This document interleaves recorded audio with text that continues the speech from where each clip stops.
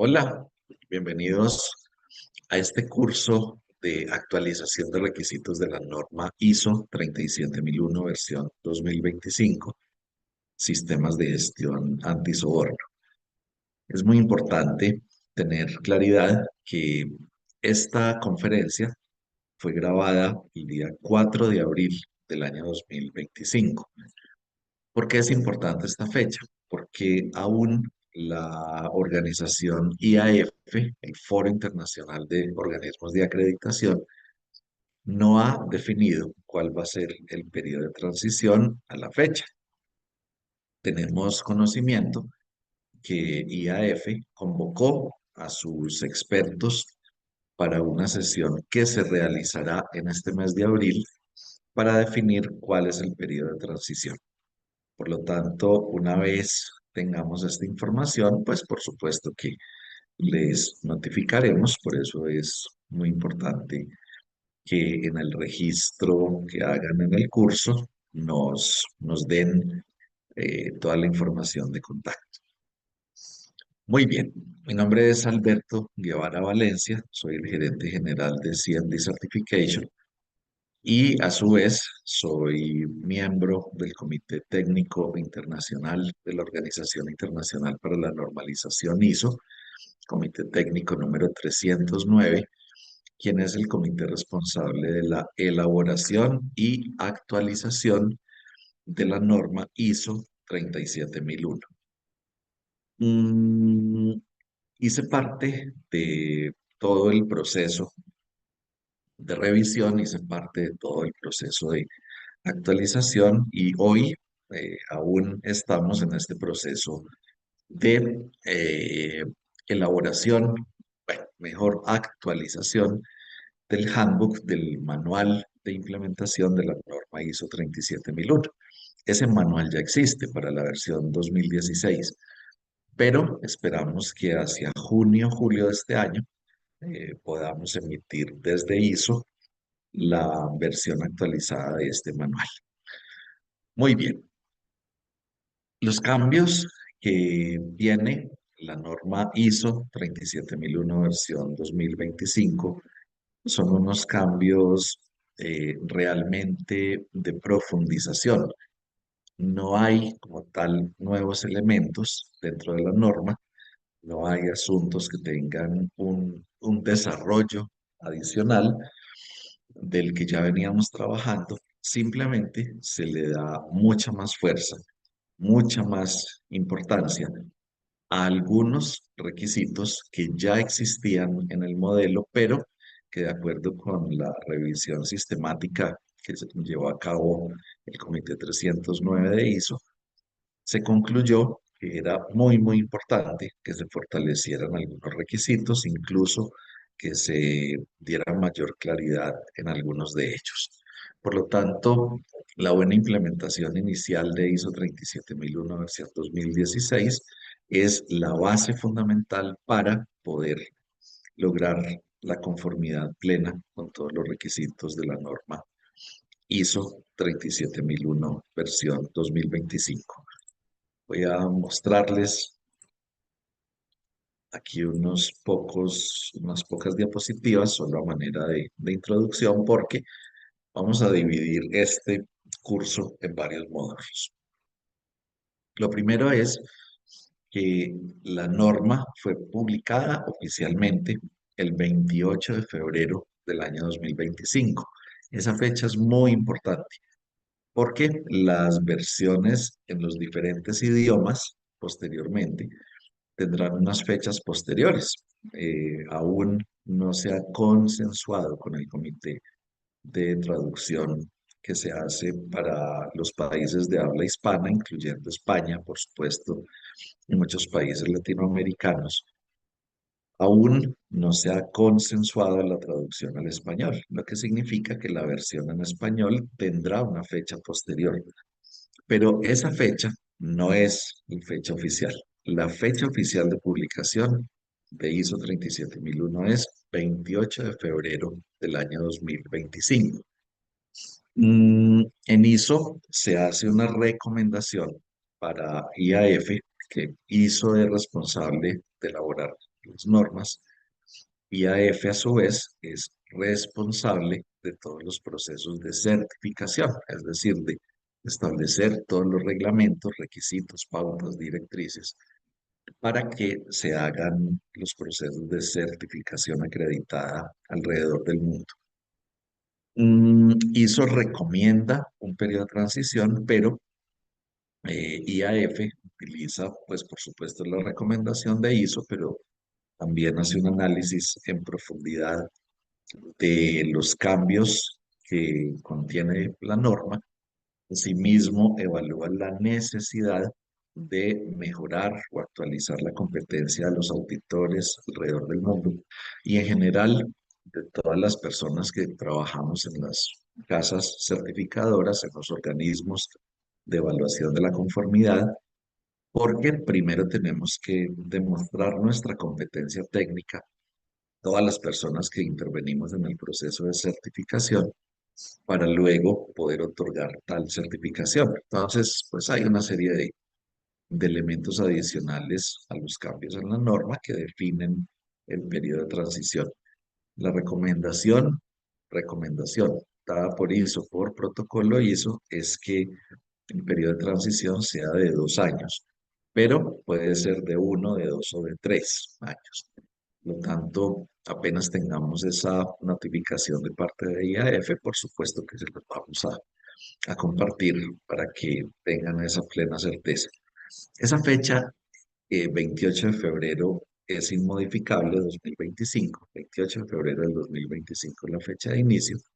Y el periodo de transición, pues va a ser también muy importante conocerlo, porque no solo define hasta cuándo tenemos plazo para hacer la transición, sino que ese periodo de transición nos determina la validez de la norma ISO 37001-2016. Hay una implicación muy importante, por ejemplo, si su organización obtuvo la certificación el 15 de marzo del año 2025, pues en ese momento le otorgamos una certificación por 3 años, es decir, hasta el 14 de marzo del 2028. Pero si el periodo de transición fuera de 1 año o de 2 años, el certificado debe ser reemplazado porque estaríamos dando mayor extensión al certificado con una norma que en ese momento ya no existiría. Me explico. Si el periodo de transición es de 2 años, norma ISO 37001, versión 2016, tendrá vigencia hasta el 28 de febrero del 2027. Por lo tanto, ningún certificado con la versión 2016 podría tener una extensión más allá del 28 de febrero del 2027, porque a partir de esa fecha esa norma deja de existir. Por lo tanto, no podía haber una certificación otorgada con una norma inexistente. Cuando hagan la transición, para tranquilidad de todos, cuando se haga la transición, por supuesto, resuelta cualquier no conformidad identificada, pues entonces les volvemos a reemplazar su certificado y les volvemos a poner el plazo inicialmente obtenido, los 3 años a partir de la fecha inicial en la que tuvieron su certificación, porque ya a esa fecha pues sigue vigente la versión 2025. Por eso es tan importante ese periodo de transición, por el plazo, pero también por la vigencia de la norma y en consecuencia la vigencia de los certificados. Esta es entonces la segunda edición publicada de la norma internacional ISO 27001, sistemas de gestión antisoborno, requisitos con guía para su uso o aplicación. Desde ISO se estableció que los principales cambios, porque realmente si hacemos un conteo individual son 52, pero la verdad es que son 52 cambios que realmente la mayoría son de forma o incluso son de alineación con lo que conocemos como estructura armonizada de las normas ISO. La mayoría de las normas ISO publicadas después del 2012 tienen una estructura común. En 2012 a esa estructura se le denominó estructura de alto nivel.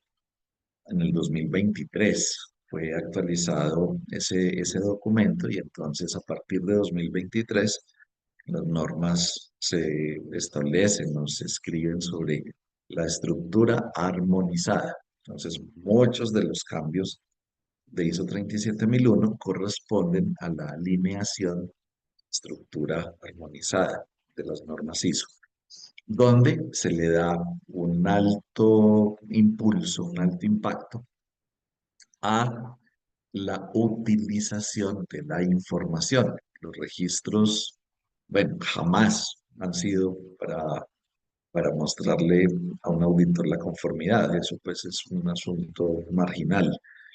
Los registros es para que las organizaciones tengan datos. Lo que pasa es que los datos muchas veces simplemente se almacenan como datos no estructurados, hojas de papel diligenciadas a mano, registros que se imprimen posteriormente de archivos PDF. Entonces, por supuesto que son datos no estructurados, son datos de muy difícil procesamiento. Ahora, pues lo que se busca es que teniendo la posibilidad cercana, fácil, simple, de tener bases de datos que podamos administrar en nuestras organizaciones y algoritmos que realmente son muy sencillos con los lenguajes de programación que hoy tenemos disponibles, Python, por ejemplo, hacer máquinas de aprendizaje, procesamiento, Big Data y llegar incluso a modelos propios de inteligencia artificial generativa o de inteligencia artificial con fines de proyección, pues entonces, con mayor razón, la información de los registros, de la información documentada de nuestros sistemas de gestión, pues debe tenerse de manera estructurada para que podamos empezar a hacer uso de estas herramientas de analítica. Entonces, ISO pues concluye que los principales cambios se pueden dividir en cuatro secciones. Primero, un mayor enfoque en la toma de conciencia. ¿Qué significa eso? Estudios que se han venido desarrollando en los últimos años, que son estudios complementarios a las hipótesis iniciales. Muchos de los modelos de compliance, muchos de los modelos de cumplimiento, de la prevención del delito de las personas jurídicas, se han basado en una serie de hipótesis de las ciencias criminalísticas. Hay dos ramas muy importantes del estudio del comportamiento criminal, una de ellas un enfoque absolutamente psicológico, sumamente interesante, y otro igualmente interesante desde un enfoque del derecho. Entonces, eh, ¿por qué un ser humano delinque o por qué un ser humano toma la decisión de cometer un acto indebido? Tiene pues sendas explicaciones a través de los análisis legales, jurídicos, asimismo desde los análisis de la psicología del comportamiento. En esto pues se ha venido trabajando hace muchos años, partimos de la hipótesis de Cressy, el triángulo del fraude, el triángulo de la corrupción, y estudios posteriores han venido complementando todas estas hipótesis. Estudios relativamente recientes, liderados algunos de ellos por la Universidad de Harvard, han mostrado que no necesariamente la necesidad es la que lleva que una persona cometa un acto indebido. Por lo menos no la definida específica, pues por lo menos no la necesidad inmediata de algún tipo de recurso, sino que puede ser otro tipo de necesidades, muchas más allá de las necesidades básicas de las personas. Entonces, se logra concluir pues que no necesariamente la necesidad siempre explica, no siempre explica que una persona cometa un delito. Entonces, si no es la necesidad, si no es exactamente la hipótesis de Cressy, porque Cressy dice que un acto de fraude, un acto de corrupción, normalmente se materializa cuando confluyen tres elementos. Una autojustificación, que es una forma de pensar. Casi todos nos autojustificamos de muchas maneras. Una autojustificación alta, la necesidad y la oportunidad. Cuando confluyen esos tres, se materializa el hecho. Y las neurociencias pues, han venido hablando de que la, las personas no se pueden etiquetar como corruptas.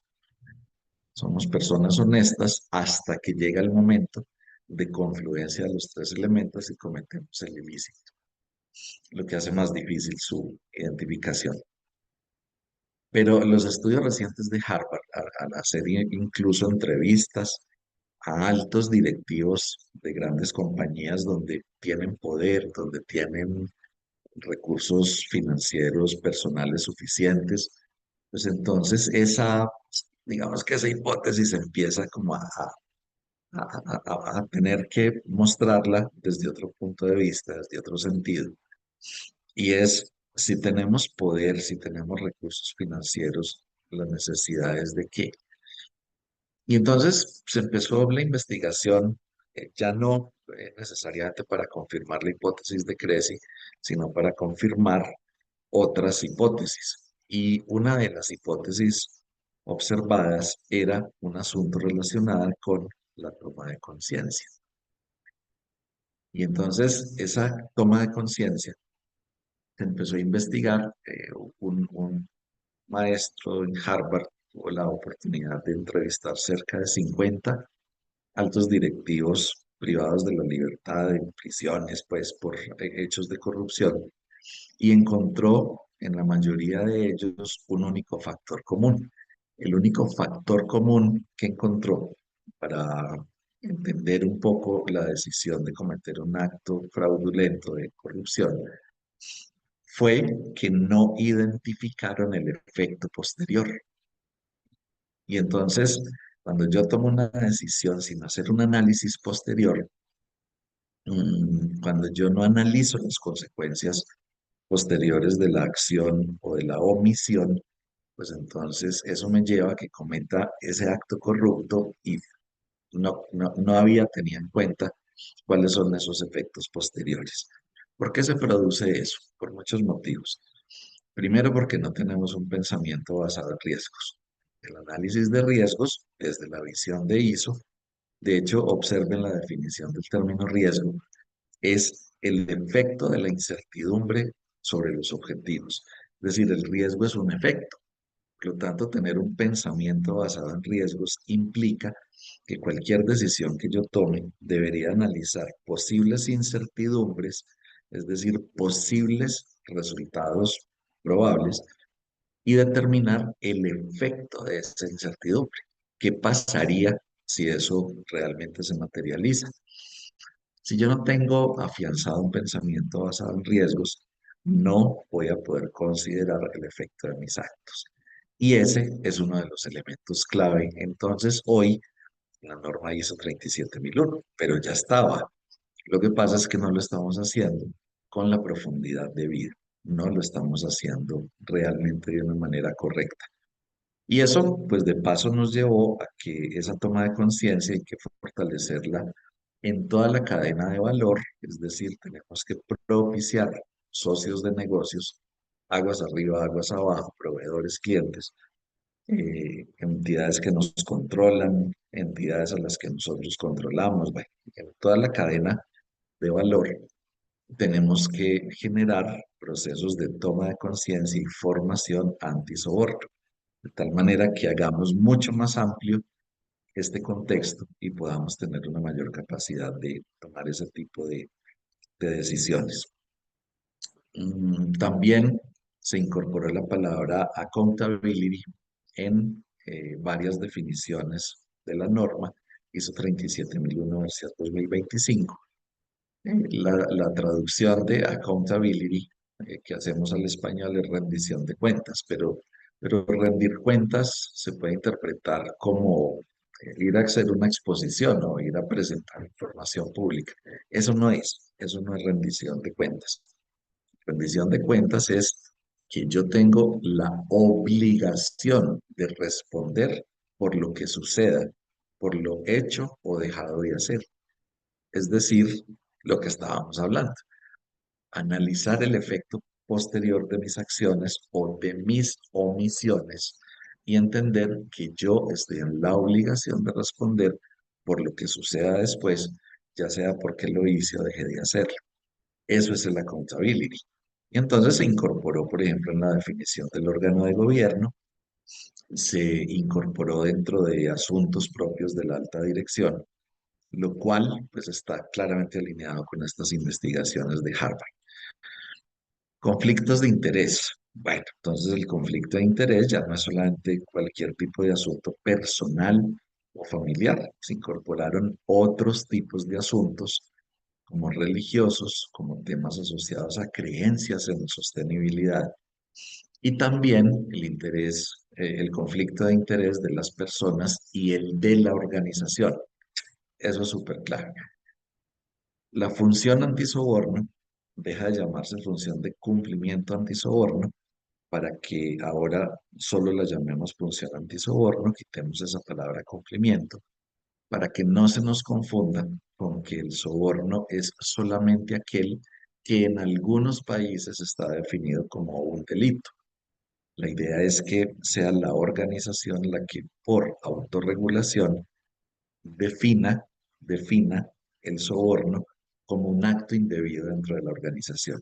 Y entonces, para esta organización, esto es un delito, aunque la legislación no lo contemple.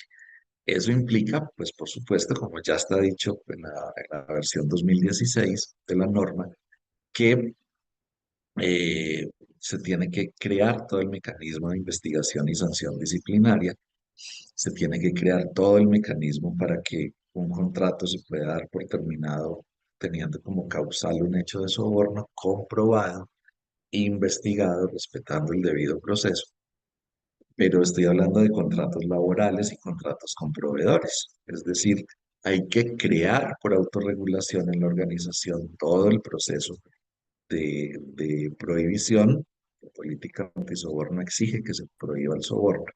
En la contratación de personas se dice que cada persona debe entender que esto es un acto indebido, objeto de investigación y sancionable disciplinariamente por la organización, así como causal de terminación de un contrato con un proveedor o con un cliente. Por eso, digamos, la ampliación del concepto de la función del oficial antisoborno. Y se crea un nuevo capítulo de la cultura antisoborno, aunque ya estaba en el 512 de la versión 2016, se crea un 513 para darle un poco más de amplitud a la cultura antisoborno y la enmienda de cambio climático que había sido publicada en febrero del año 2024, pues ya es un requisito en la norma, o sea, ya no es una enmienda, ya está incorporada dentro de los requisitos de la norma. Entonces, en las próximas lecciones vamos a ir analizando uno por uno los fundamentos de estos grupos de cambios y de los cambios específicos para que podamos tener una mayor comprensión de estos cambios y desde el punto de vista de auditoría y desde el punto de vista de las organizaciones puedan ustedes hacer los ajustes pertinentes. Bienvenidos y vamos adelante con el curso.